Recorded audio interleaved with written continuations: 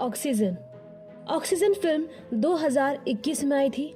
Film का duration है 1 घंटा 41 मिनट और IMDb पर इसको 6.5 की रेटिंग मिली है।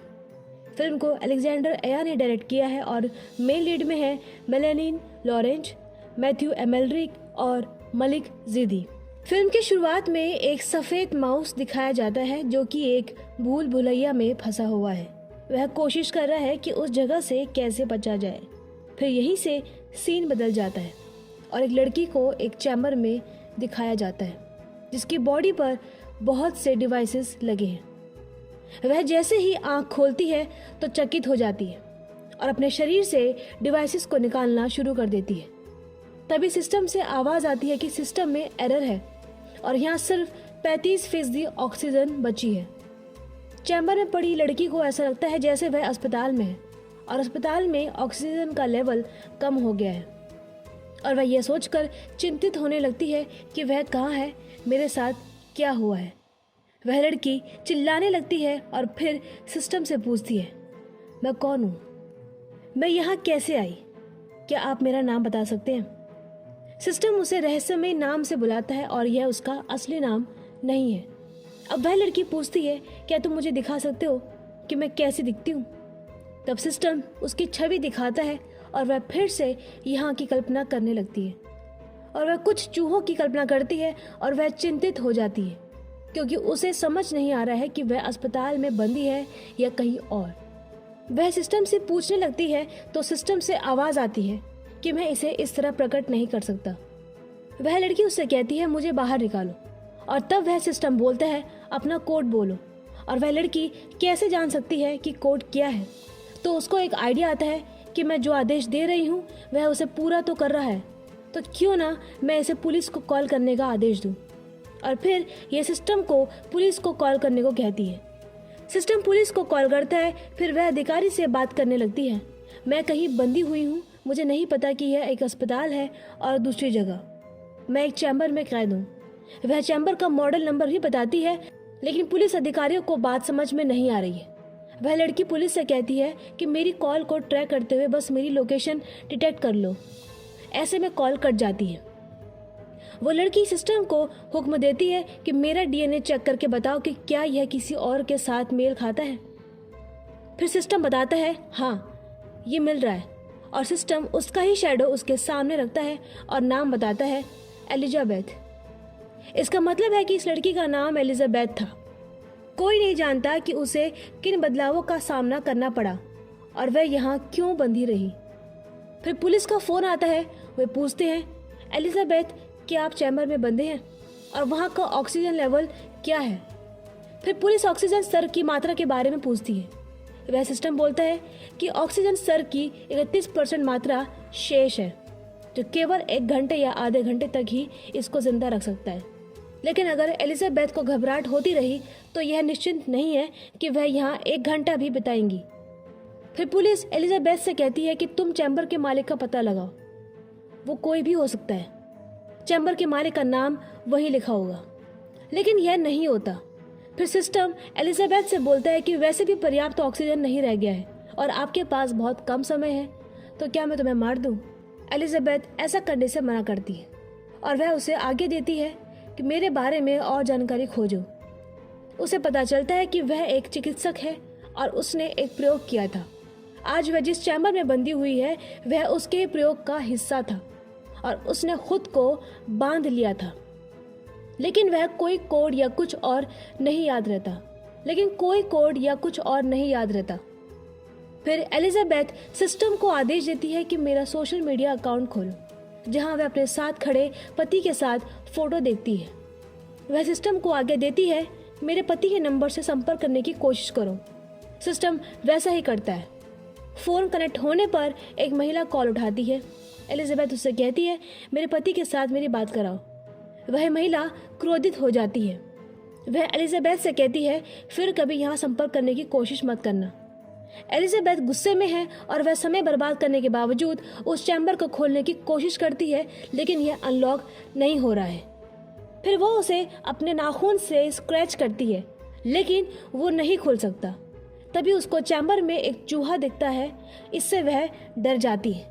वह खुद को यह कहते हुए प्रोत्साहित करती है, यह डरने का समय नहीं है। मैं जानती हूँ कि यह मेरा भ्रम है क्योंकि मैं भय की स्थिति में हूँ। वह सिरिंज पकड़ते हुए उस चैम्बर को खोलना शुरू कर देती है, लेकिन कुछ नहीं हो रहा। तो उसे पुलिस का कॉल आता है। पुलिस अधिकारी एलिजाबेथ से कहता है कि तुम्हारी माँ तुम्हारे साथ रहती थी। एलिजाबेथ कहती है, नहीं, मैं अपने पति के साथ रहती हूँ। मैंने उन्हें फ़ोन भी किया है लेकिन वह नहीं उठा रहे, बल्कि उनके फ़ोन पर एक महिला बोल रही है। फिर पुलिस वाला कहता है, तुम गलत सोच रहे हो, यह केवल तुम्हारा भ्रम है। अब वो फिर से याद करने की कोशिश करती है और फिर से अपनी तस्वीरें देखती है। तो अब तस्वीरों में उनके साथ एलिजाबेथ का पति नहीं है। इसने वास्तविकता में उसके भ्रम को साबित कर दिया।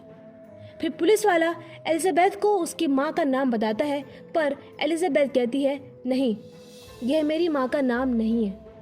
तभी वह सुनती है कि पुलिस वाला किसी दूसरे व्यक्ति से भी बात कर रहा है और ऐसा लगता है जैसे कि कोई उसे एलिजाबेथ को गलत जानकारी देने के लिए मजबूर कर रहा है। फिर कॉल डिस्कनेक्ट हो जाती है और उसे किसी और का कॉल रिसीव होता है, लेकिन एलिजाबेथ उस कॉल को अनदेखा करते हुए सिस्टम को आदेश देती है, कृपया पुलिस वाले की कॉल को दोबारा चलाओ, मैं सुनना चाहती हूँ कि वह किसके साथ बात कर रहा है।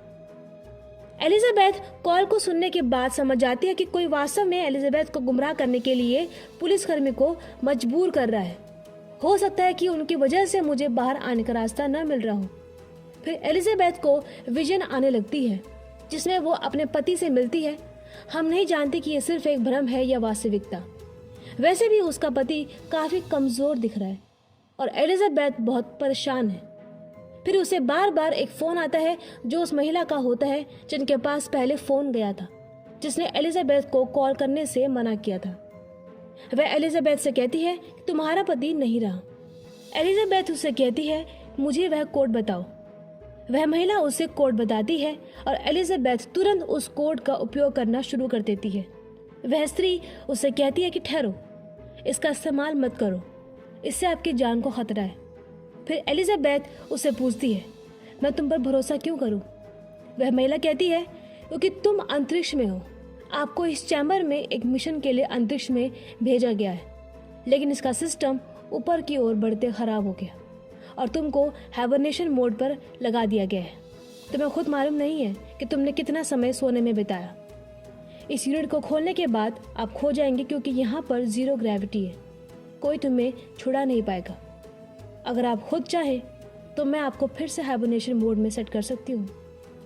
आपको एक बार फिर कुछ याद नहीं होगा, आपको कुछ पता नहीं चलेगा कि आप कहाँ हैं। एलिजाबेथ उस महिला से पूछती है, मुझे किस मिशन के लिए भेजा गया था?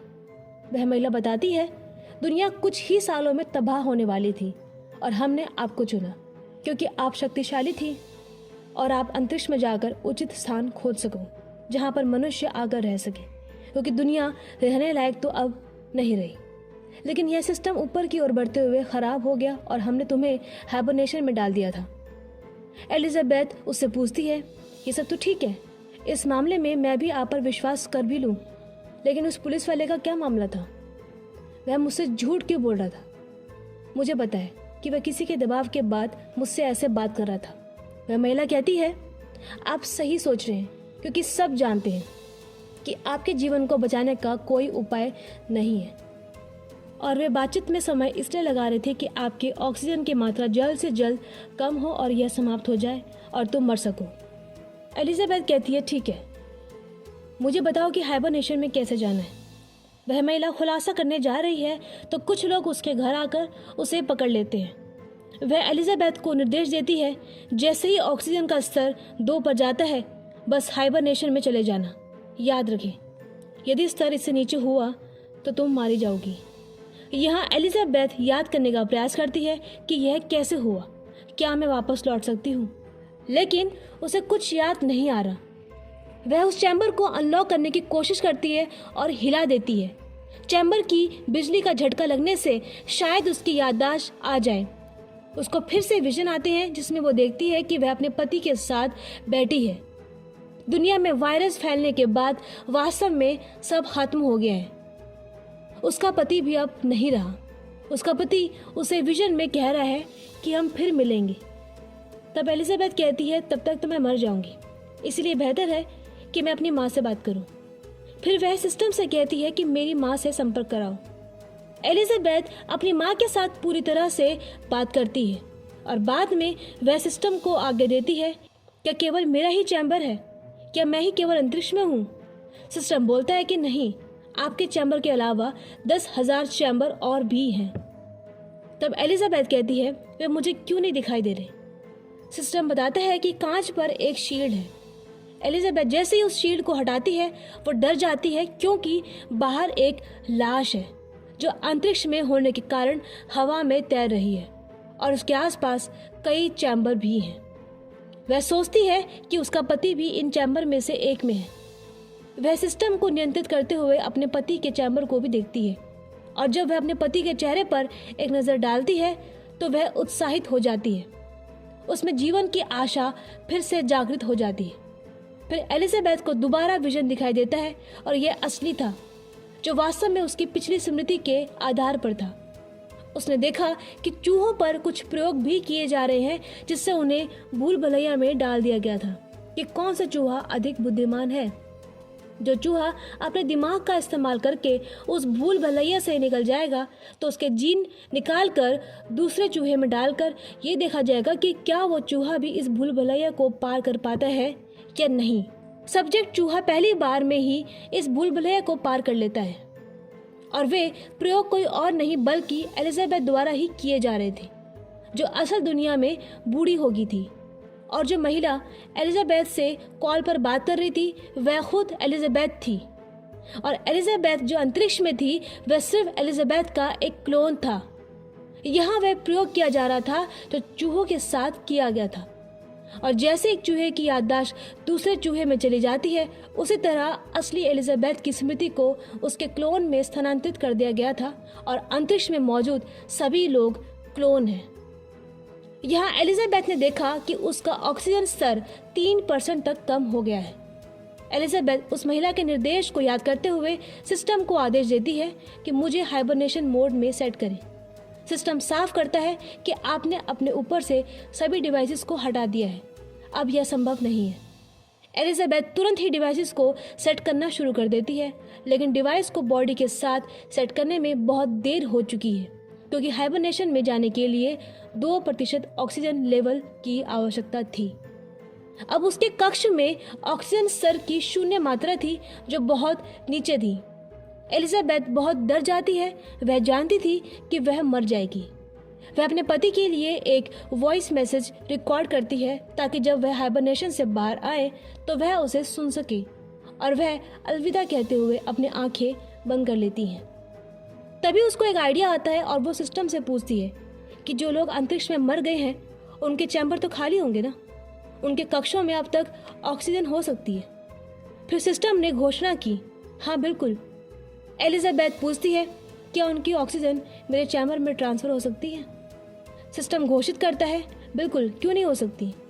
चैम्बर की सभी प्रणालियाँ समान हैं, इसलिए ऑक्सीजन को ट्रांसफ़र करने में कोई कठिनाई नहीं होती है, लेकिन इसके लिए कई दिनों की ज़रूरत होती है, तो आपको हाइबरनेशन में जाना होगा।